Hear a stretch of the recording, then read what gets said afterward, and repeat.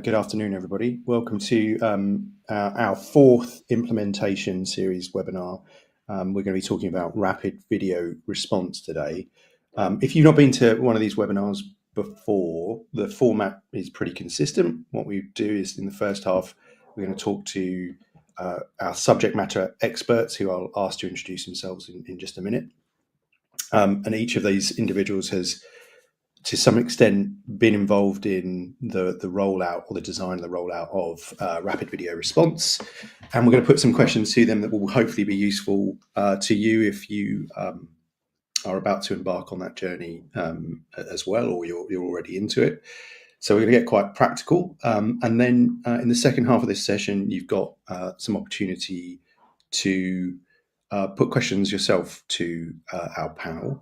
I'll let my co-host introduce herself and tell you how you do that, and then I'll pick it up from there. Hello everyone, Suzanne Knabe-Nicole here from Police Science Doctor, collaborating with the Society of Evidence-Based Policing. So how we do these webinars is that essentially, like Matt just explained, we've got a number of panel experts speaking to you, telling you about how to implement these and what their experiences were with implementing the rapid response trials.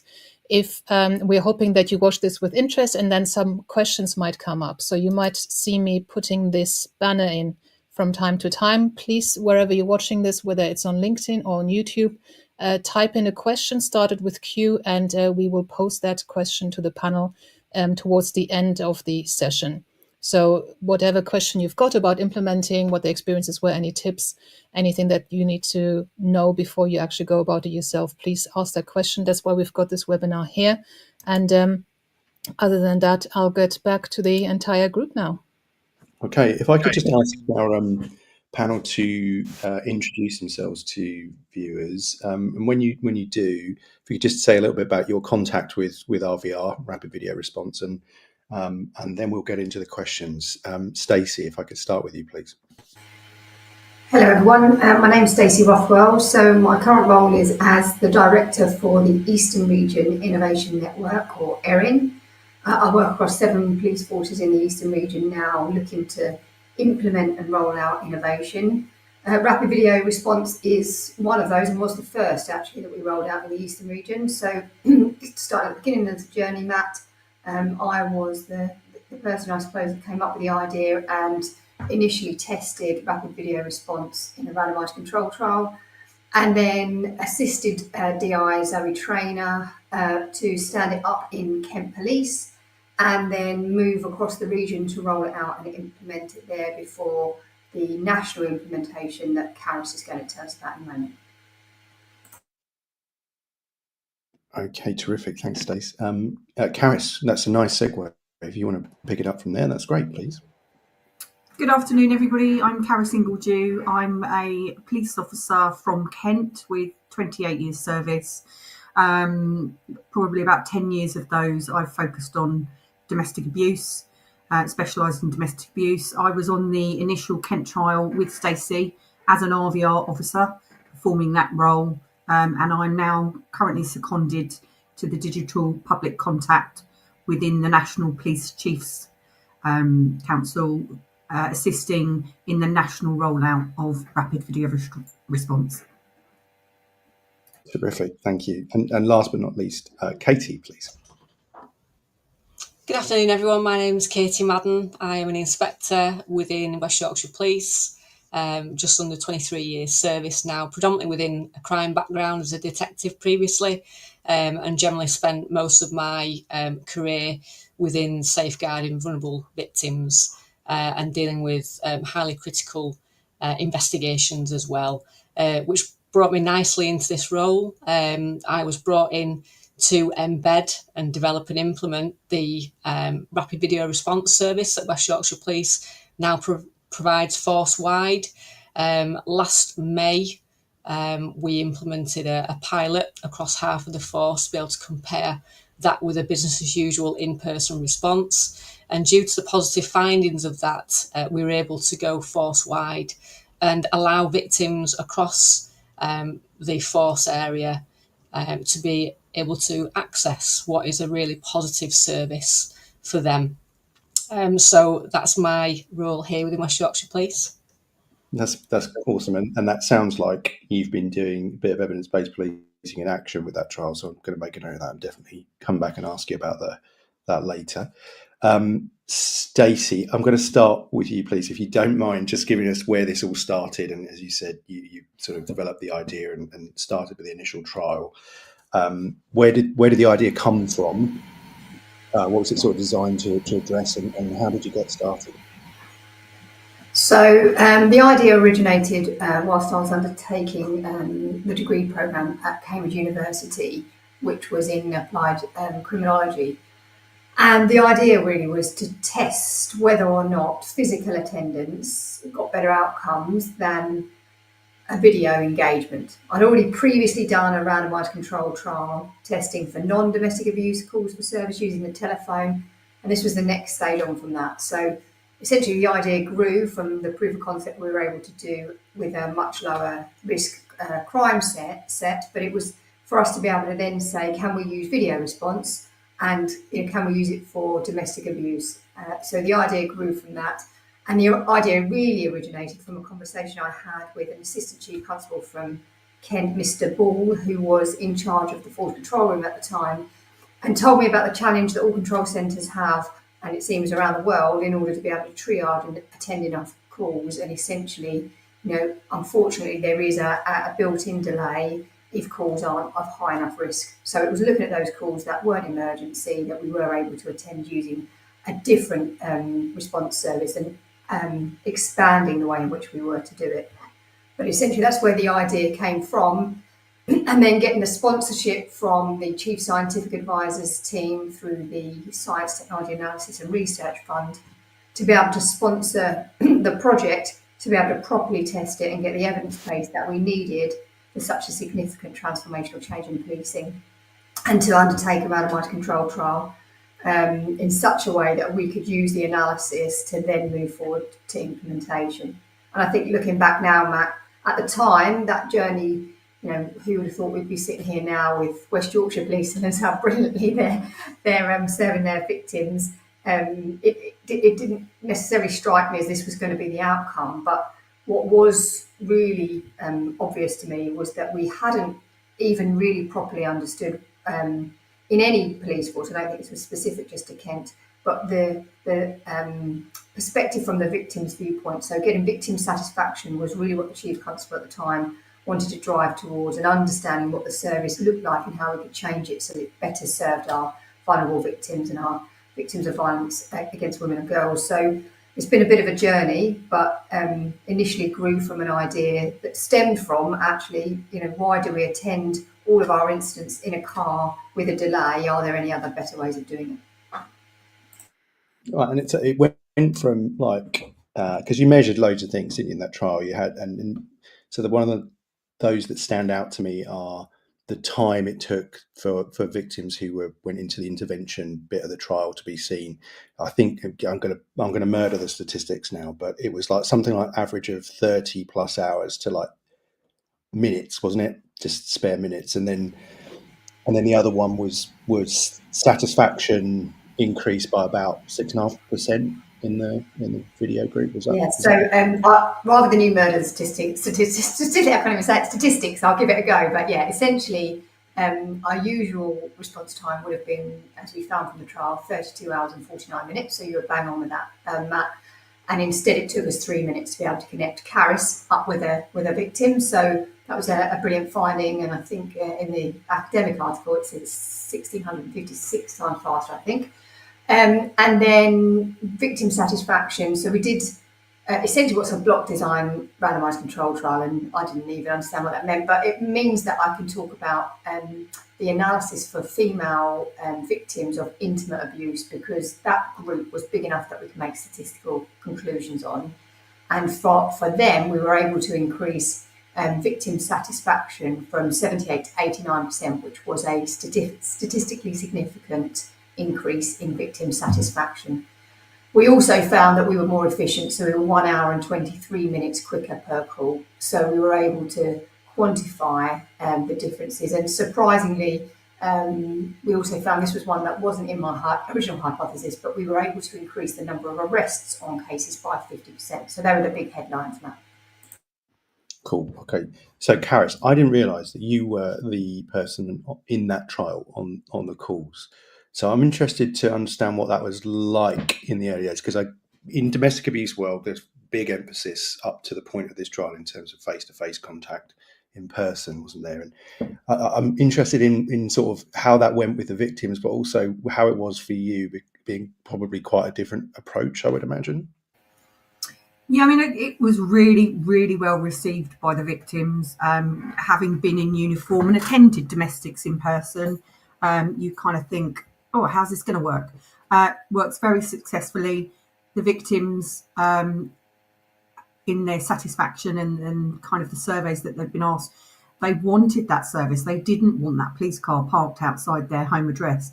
They were sat in their own confines of, their safe house. And they preferred that service. And actually it was noted that quite often if a victim would phone back in, they would actually say, I had a video call last time, can I have that again? The practicalities around it, very simple. We're expected as an RVR officer to do exactly the same things we would if we were attending in person. So things like visual checks, voice of the child, all those types of things we're expected to do, and we do that. I have given, since the national rollout has been going, I've done several presentations to actual RVR officers on Teams, just to explain the practicalities of how you do those visual checks and the voice of the child. Because it is something, there is a knack to it and you do kind of learn it. But the trial went really well, and it's still working well in Kent. And as I say, travelling around the country, we've seen how well other forces are implementing it, in particular Katie's force. So, yeah. Just to indulge me a minute then, just with when you're talking to officers who are about to do it, and obviously we've all sort of learned since COVID these sort of new habits of doing your meetings on Teams and Zoom and things like that. Is that sort of comparable for this response for you as a police officer? Because obviously when you walk into a house and you've got a victim, potentially a suspect, got the children in front of you, you can't got the ability to take the environment in and look at different context. What sort of advice are you giving to officers who are now doing it through a video camera? Is there specific stuff or a particular way they need to prepare for it? What does that look like? So in terms of dealing with victims, there's obviously something called the 4Cs, which is all to do with whether that victim is eligible for a call. So it has to be the perpetrator isn't present. They have to be safe. They have to have that device to be able to set up that video call, send that video link. Again, attending in person, you've got the distractions of your radio. The calls are backing up.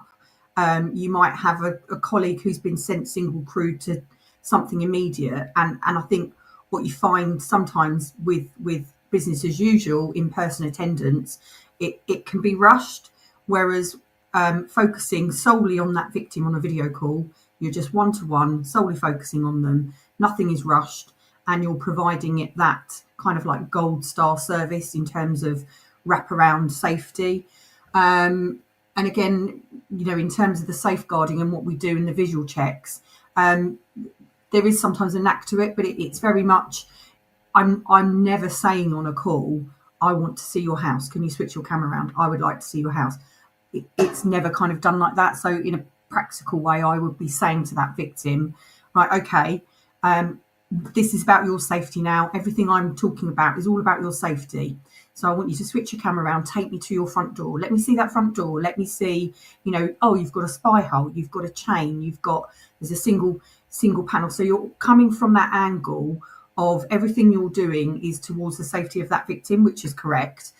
But I'm never actually having to say, turn your camera around, I want to see your house. So I'll go from the front door to saying, okay, if the other person were to get in, have you got an alternative escape route? Have you got a back door? Can you take me to that back door? So all the time you're getting this kind of visual on that property with inside. So that's kind of how some of the visual checks are done, rather than, I think, officers feeling awkward saying to that victim on that call, switch your camera around. I want to see your house. You're coming from that safeguarding angle that you want to see, you know, those egresses and those, you know, those entrances, in order to be able to make an assessment of their safety. Is there something they can brace the door with? You know, is there an alternative escape route? Is there another room in the house that's got a lock on, if that other person were to get in, just to afford them some extra time? Thanks. And I appreciate I asked you a tough question there, really, because I suspect there's quite a big training package that you got to do with officers. So that was really interesting bit of it. Do they do the do you do the risk assessment on the call as well? Are you asking the questions to complete DARA or DASH, whichever is being used? So all of those questions are done. Certainly in Kent, we also perform, immediately after that call with a victim, all the necessary referrals. So I might be speaking to a victim at 10 o'clock in the morning, and by 2 o'clock in the afternoon, they've been contacted by the local independent domestic abuse service. So it's giving that extra wraparound kind of really, really quickly, as opposed to business as usual. That referral might not get done for 8 hours, 24 hours, even longer than that. So all those referrals are done really quickly. Thanks. Suzanne's just given me the yellow card because I used acronyms without saying what they were. Sorry, Suzanne. So, okay, you get to calls quicker, victims get service quicker, they're more satisfied, referrals are done quicker. So it's sounding like a no-brainer, but I'm interested, Katie, in what point West Yorkshire said, yes, we want to do that. We want to go down this road and try this. What's the sort of discussion that goes on in forces of picking this up? Because there's a phrase in policing about borrowing with pride. It's kind of general reluctance to take ideas that look good somewhere else and drop them in straight into an environment, which is, you know, interesting. How did that go in West Yorkshire? What was the discussion that you had before deciding to run with it? I think, in all honesty, Matt, if we identified a real need to deliver a better service to victims of domestic abuse, I think every force in the country, up and down the country, can say that. And we acknowledge that because HMI CFRS tells us that our service delivery in relation to domestic abuse victims needs to be improved.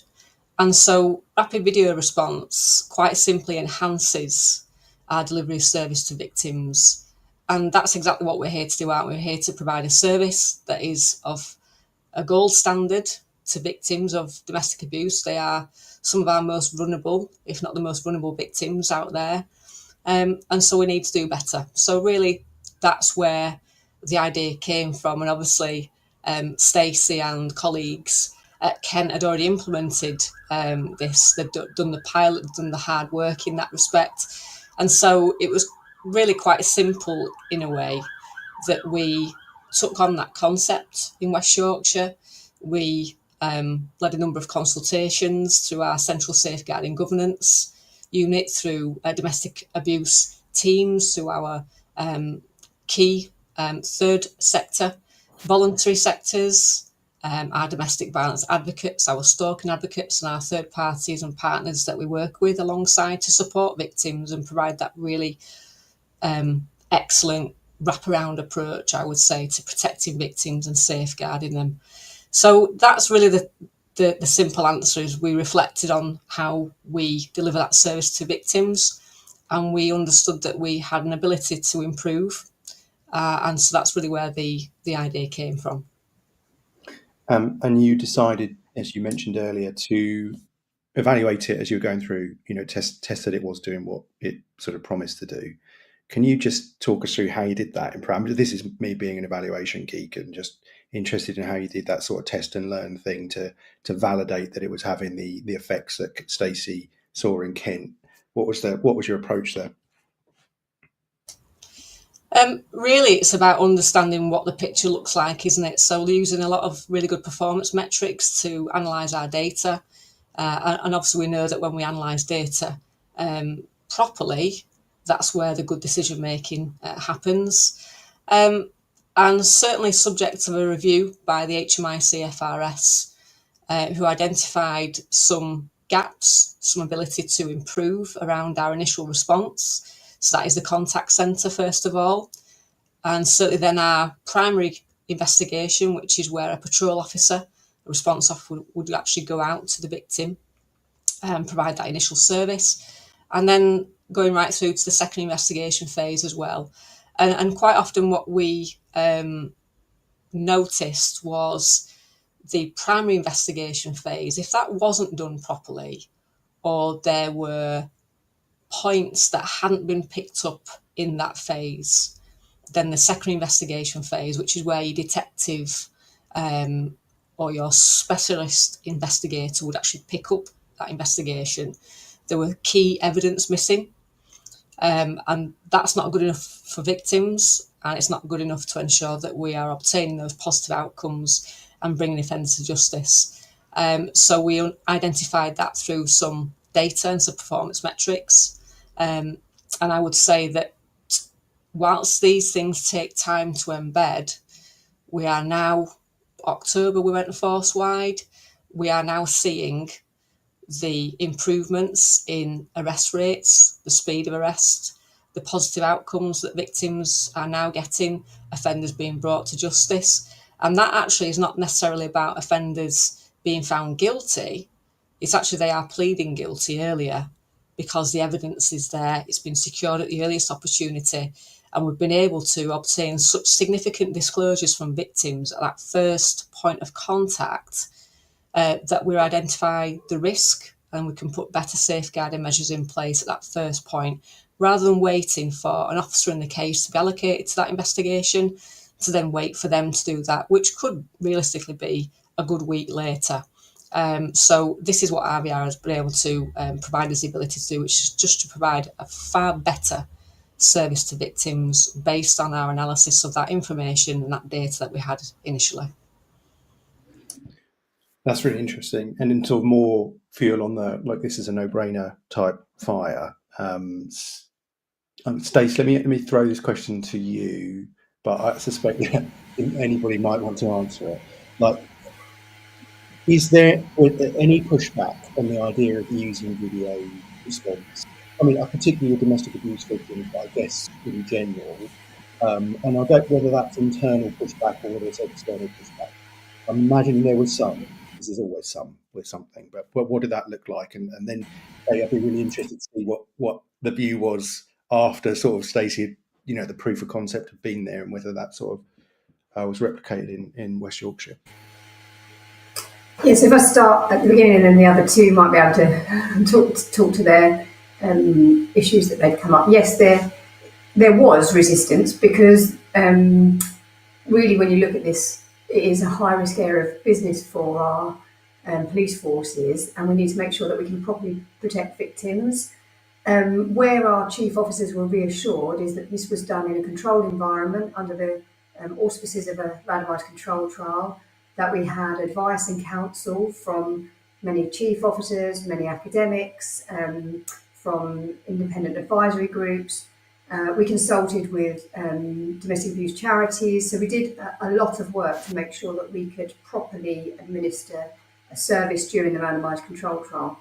What I would say, and it'd be interesting to hear from Katie and from Caris, is I wonder if we hadn't have done it with such a rigorous evidence base, whether they would have then received much more resistance and whether national rollout and implementation would have been possible, because we really needed to evidence that the service was as good as or better than the current service offerings. And the only way we were legitimately able to do that was with data and with an evidence base. So I think, yes, there was quite a lot of resistance and challenge, as rightly there should have been. But because we used the randomised control trial as a tool to test a new way of doing something, it meant we were able to really be careful about our approach. And then when we were to implement it, we knew very easily what the impact would be for our victims and officers in Kent. So what's been good here, and Katie's talked about it, is where other forces have done it, collected their own benefits data, and we did the same across the region, is that we have found that the benefits have been replicated as long as the original model is adhered to. And I know Samantha Miller, as the lead, NPCC lead for the VAW task force, would say the same, that the original model is the one that we need to stick to. Louisa Rolfe, who sits above her, she strongly believes that as well. So the West Yorkshire model is really closely aligned to the Kent Police model. Okay, I'm going to come back to that core model bit in a second. But Katie, was there any pushback in West Yorkshire, either from community groups or internally?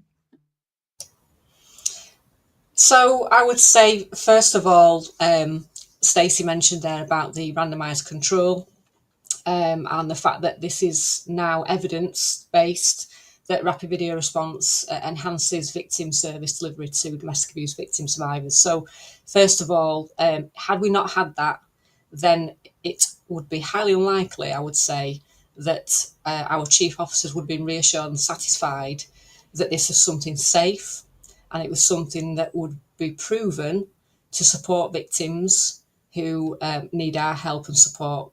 So that's the first thing I would say. In terms of pushback, I have to say that the most pushback has come from officers and staff within the organisation. That's through, to a certain degree, misconceptions, a lack of awareness and understanding of what actually rapid video response involves. And that's certainly created a significant amount of requirement from myself to communicate those messages, run awareness sessions and all sorts of things to try and ensure that people across the organisation, and bearing in mind we have about 11,000 individuals within this organisation, that's been a significant amount of work to do. But it's because policing, we have our ways of doing things, we have our historical ways of doing things that we feel that have always worked for us. But this is about actually what works for victim survivors. So we've had to really reflect on how we do things. And I think in terms of pushback from individuals, when I've had very honest conversation with individuals as to what the current service looks like and what rapid video response could do to enhance that service and make it better and actually improve things for them as a secondary investigator, which is generally where we get that pushback. Because at the end of the day, we are passionate about service delivery. We want to do our best to help victims. We joined this organisation to help and support victims. And if there's a misconception that there's a service that might not do that entirely, that's where the pushback comes. I'm now able to say that a significant amount of people actually they're on board now within the organisation in relation to rapid video response. Our partners, our victim support, domestic violence advocates, our stalking advocates, and nationally our partners who we complete referrals to on behalf of victims are very, very supportive. When I've run training sessions with them, awareness sessions with them, they're incredibly supportive and positive. And in fact, I know now from feedback, they recommend, if they are reporting incidents that are not an emergency, they recommend to them actually requesting a video response service. And we see those calls coming through now where victims are actually asking for a video response without being prompted. I thought I had you there on something juicy. You were going to tell me that the officers were sort of mutinying against you, but then you completely convinced me that you'd saw that out. Karis, do you see that? Have you had sort of this skepticism from officers around the use of video as a tool? Yeah, and I echo everything that Katie says. It's it's very important to understand that national blueprint, because without that, and with you don't then have the knowledge about what it's all about, what it's trying to achieve, which is obviously what Katie's just talked about.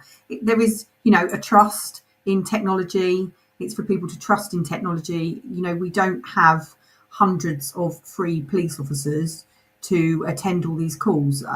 Everybody's budgets are being cut.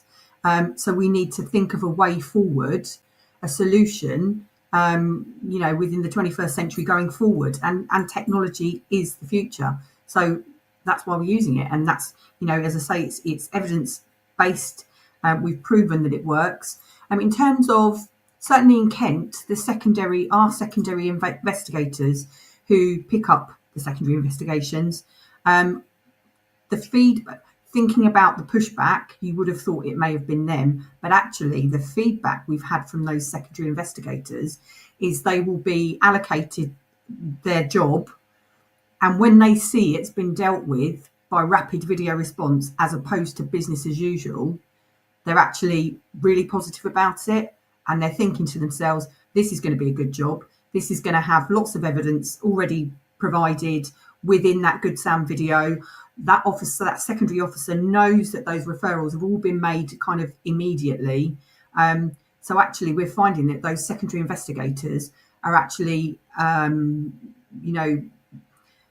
happier that that job has come through from RVR as opposed to a business as usual.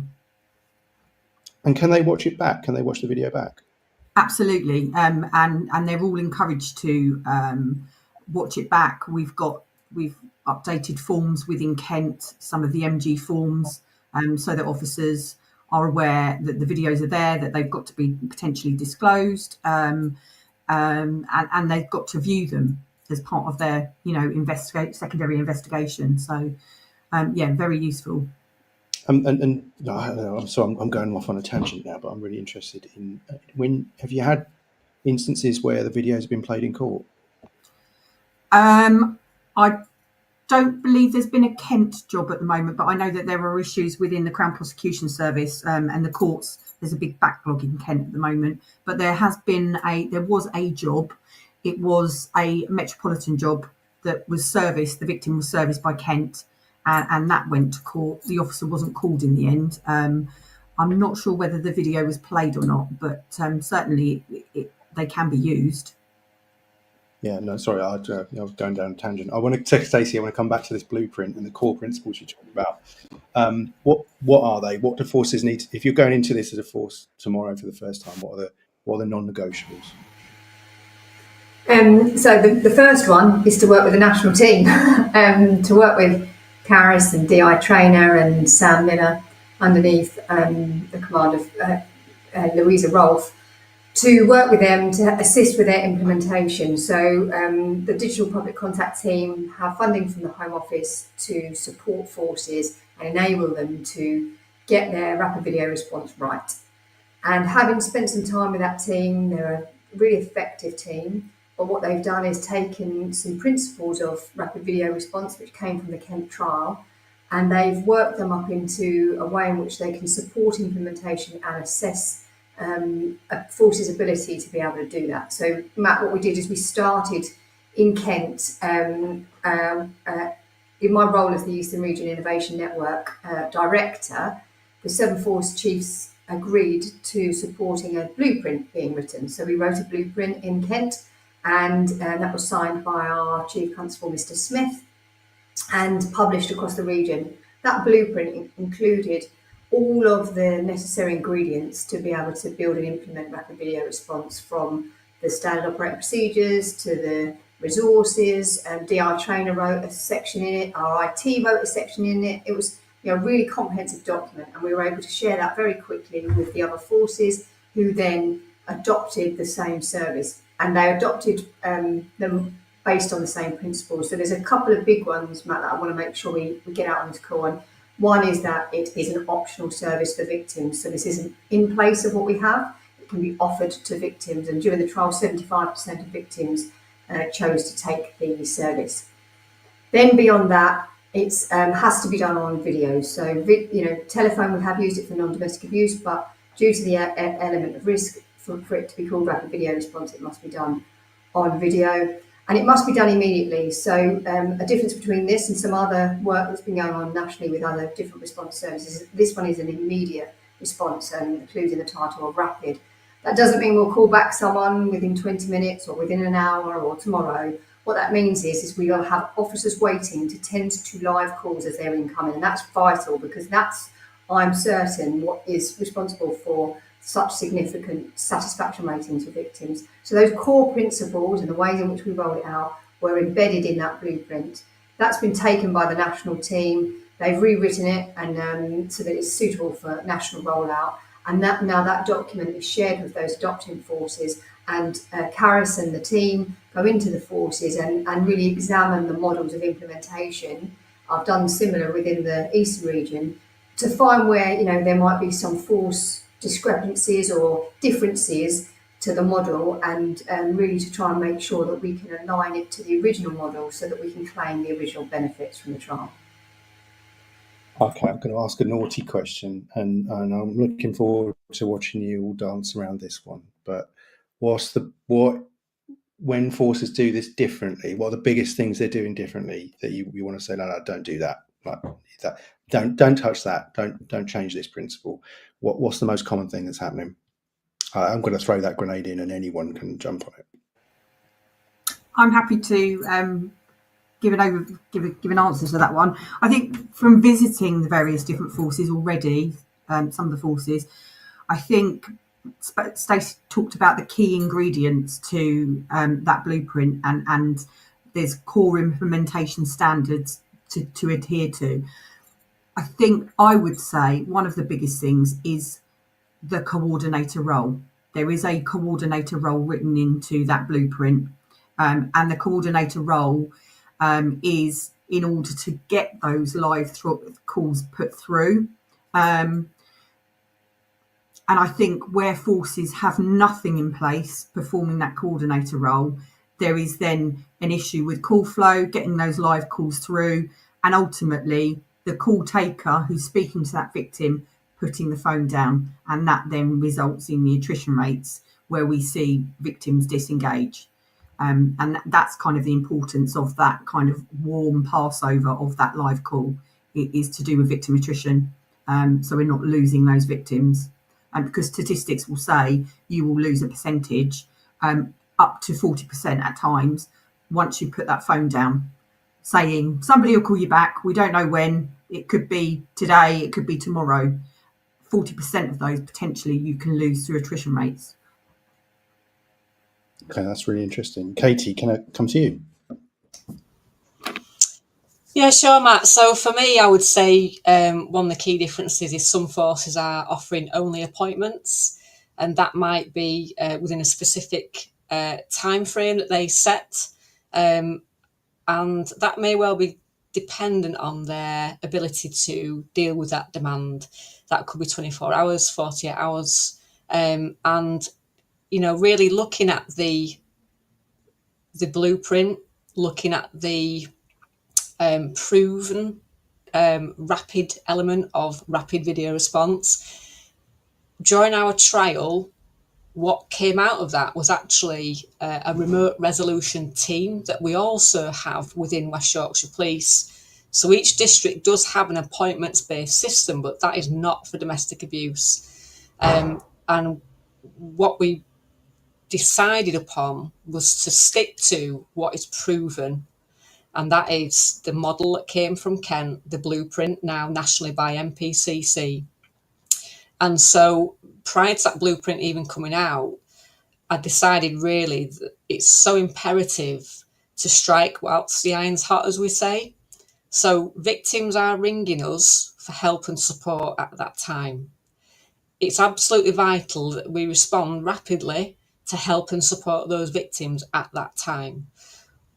In nearly 23 years of policing, I would say that the best person to recontact that victim quickly, even if it's within an hour. For example, if we were to grade a call for service as a priority graded call, that means we've got 1 hour to get there and service that victim. The most successful person at recontacting that victim within that hour is the perpetrator. And in that space of time, either the perpetrator could well have escalated the harm to the victim, caused further distress. They may well have encouraged the victim not to provide support to police to be able to investigate the matter. So there's really some significant risks, I would say, to delaying a response to a domestic abuse victim. So that was really the sole reason why we've decided here to implement a rapid video response, and it's live time. There is no ability, whilst we're on a video call, for the perpetrator to get back in touch with that victim. And that enables us to gather all that evidence at the earliest opportunity and do everything we possibly can to understand the risks, what it is that the victim's disclosing. And what we find then is, because the officers are able to build that rapport on a video consultation, because they've got the time and they're not rushing from log to log to log, which is a reality of a response officer now because of the demand that is put on them.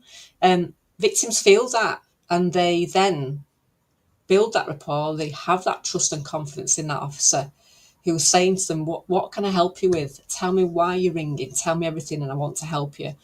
And they disclose a full history of what may well have been in a long-term relationship. We're then able to understand the risks that I mentioned before. And we wouldn't get that if it was an appointments-based system. And like Karis just said, statistically, we know that the rate at which victims will then drop off starts to increase the longer you leave it after that victim's rang in for help and support. So a victim calls West Yorkshire Police, they speak to the call taker, and then immediately referred through to the RVR officer. I think that's what you're saying is universally the case. Do you ever get to the point where there's a queue? How many officers are actually available during the course, and what period of time are they available over, and how you sort of managing those pinch points in demand if they come up? Yeah, I think resourcing within policing is something that we often say we don't have enough of. I would concur with that, specifically in my department of rapid video response. And of course, I would like, having seen the positive effects really of rapid video response and what we're able to do virtually, remotely, I would say supersedes in some instances what an officer is able to do with the time that RVR officers have to enhance that service delivered to victims. And so I would love to have more resourcing. At the moment, with the resourcing where we're able to service on average around about 18 to 19% of force-wide demand that is not an emergency. There is absolutely a desire to achieve more than that.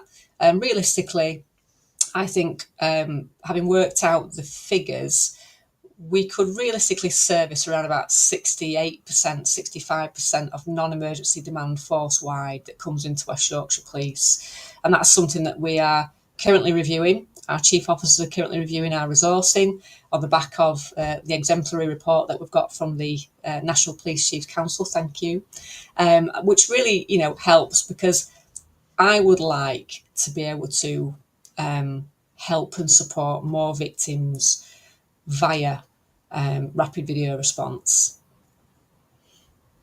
Cool. That's great. Thank you. Suzanne, I'm going to come to you in a moment, but Stacey, well, this question's for all of you, but I'm going to start with Stacey and then we'll go over to viewer questions. Stacey, you've been given the job of going into A Force, and you've been given carte blanche to roll RVR out to make maximum impact. What's on your wish list? What things are you saying? And take all of the restraints off here.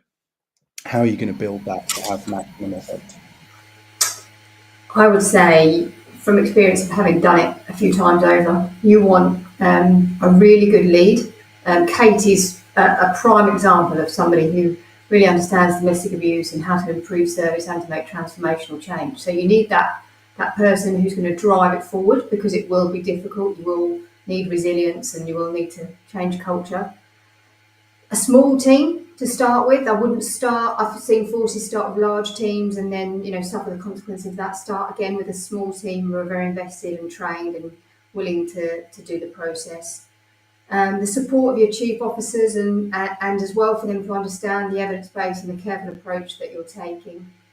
the data. Katie's already alluded to that, showing you what your as-is state is, and then what potential you could service. And I would generally say good engagement in, and this was what was interesting in the trial and since, is that we work in frontline response and in our control rooms at a bit of a distance.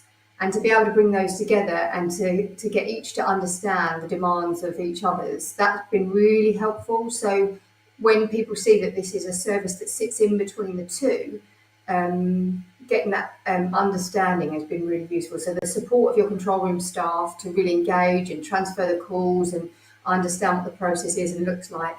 And then the support of your frontline officers or RVR officers to really understand that by doing these calls in this way, you're really removing a large proportion of demand. Because even when we talk about numbers of demand, Matt, with domestic abuse incidents, they're very complex. They're quite heavy with administration and paperwork, and there's lots to be done, especially if there's a long history of domestic abuse. And really, we want to make sure we've got the time to be able to devote to doing that initial investigation, as Kate has already alluded to. Lovely, that's great. Okay, Suzanne, it's all yours. Right, so let's move on to some questions from viewers. So we've had some sent in by Dr. Sophie Curtis-Ham from the New Zealand Police. The first one is, what insights can the panel provide beyond available in the published research into the effects of video response on trust and confidence in the police? Who would like to take that one? I'm happy to, Suzanne. So I can give you some feedback. I'll read it to you from some victims that we have had. These are victims across the region. So one says, he was a really supportive man. It was a long and involved call, but he was calm and courteous and not pushy. He was a breath of fresh air, and I felt safer for having spoken to him. Tell him to keep being himself. He was brilliant. And this was about PC Reed, and it said, it was amazing to have the service so quickly. I could see the officer, he was amazing, and I felt connected and reassured. I feel it was gold star service, amazing video consultation. The advice given was amazing. I have to say 5-star for everything. And then lastly, feedback for PC Day, and that was, I wanted to pass on a massive thank you to the PC, as I felt at ease, relaxed, and they spent so much time with me, not rushing me. Everything nice and clear and clearly documented whilst on the video. They even spoke to me again when another incident occurred. And there's one I always remember where they say at the end that they feel as if they could breathe. And really that the anecdotal and qualitative feedback we've had throughout the trials, throughout implementation across the region, and I'm sure Katie gets it in West Yorkshire Police, is a real feel from the victims that they do have improved trust and confidence. Thank you. I'm wondering, do you know anything about how the public feel about it? Is it something that when there's a media report out, or instead of attending cases, the police are now doing video response? Has there been a negative response to that from the public? There was an article, Suzanne, in the Telegraph, which was interesting. There was feedback on that, and it was mixed. But I'd say more weighted towards the positive than the negative, with the public saying they were pleased that there'd been a scientific approach to it, but also that the police were looking to transform the way in which they provided a service. But as you would expect, there was some negative response to that article, which was to say, police are, rather than attending incidents, going on video. But that's essentially where they've missed the principle of the service, and this is an optional and additional service to victims for them to choose should they feel it suits their circumstances. Okay. Can I just come in there and kind of agree with Stacey in terms of those types of articles? Is that, speaking to a member of the public who hasn't received the service, again, if their understanding of the service isn't up to scratch, then you may get some kind of pushback and misunderstanding. But actually, in terms of what we're doing here, what the NPCC are doing in terms of supporting these forces, it's really important that forces are obtaining and capturing victim satisfaction. And actually, what we've seen across all the forces, the victim satisfaction from victims who have received the service is always in the 90s, 90%, 98%. I'm sure Katie's got some figures on her force in terms of the victim satisfaction. But for people who are actually receiving the service, the victim satisfaction rates are just extremely high. And as I say, I think any of these kind of articles in the media, if you're asking a member of the public who hasn't received the service, they may be a bit cautious about it.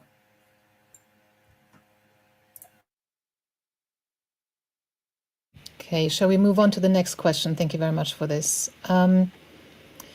Still from Dr. Sophie Curtis Ham from the New Zealand Police. What particular context, for example, crime types, evidential considerations, is rapid video response more effective for? Who would like that? I can answer that one if you don't mind. So I would say the majority of the crime types that we deal with are harassment-based crimes, malicious communications, generally social media.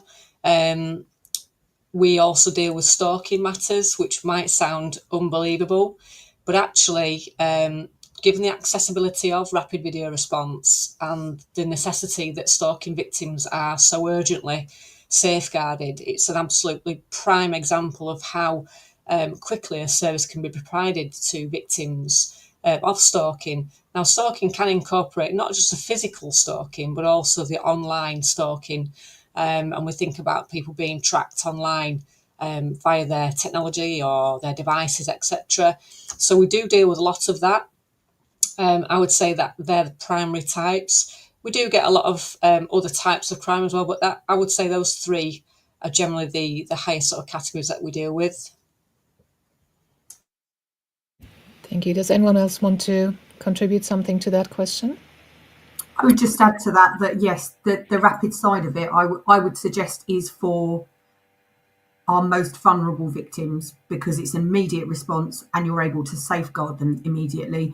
Other forms of video response are available, but potentially they can deal with a bigger set of demand, whether that's volume crime, but certainly with the rapid, and that might be kind of some of the scheduled calls that you schedule in for later. There's not that vulnerability underlying that victim there. So certainly rapid video response is for our vulnerable victims, which inevitably is our victims of domestic abuse. Thank you. The next question, still from New Zealand Police. Are there any situations where there may be negative effects, for example, on performance or perceptions of police? I can answer that one if you want again. So in terms of where there may be negative effects on performance, absolutely not. I would say, having been a patrol sergeant, inspector, a hub commander, reviewing criticality and triaging that criticality coming into the force, I would say that rapid video response enhances our ability to be able to understand the risks and therefore enhance service delivery to the victims, and therefore we can provide a better performance, as it were, a better service delivery to those victims. In terms of perceptions of the police, I think certainly when we rolled out rapid video response, because of the misconceptions and lack of awareness really by the contact operators who answer the phones or the contacts, they weren't able to really explain the service properly. That was quickly rectified with some more awareness sessions and education. And they're now able to explain to members of the public ringing in for a service that this is what you can expect, this is what this will enable you to do and for the police to do for you. And actually that's improved, I would say, perceptions of our accessibility. We need to be more accessible for victims, for members of the public, and we need to be able to enhance our methods of service delivery.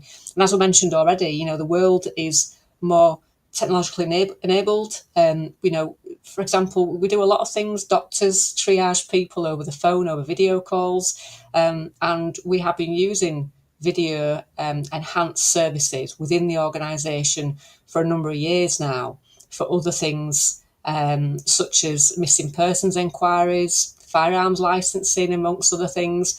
So this is really another way that we've been able to enhance our service delivery to the public, really, around using our video response. Thank you very much. Would anyone else like to comment on this before I hand over to Matt?